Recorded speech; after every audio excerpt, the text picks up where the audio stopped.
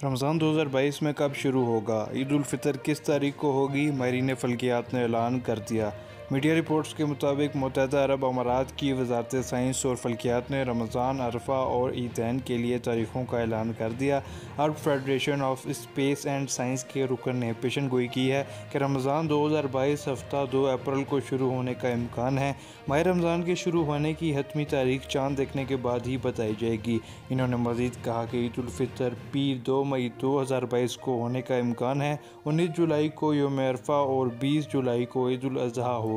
Islamic calendar की बुनियाद पर इन तारीखों की तस्दीक चाँद नज़र आने की तारीख के करीब होगी।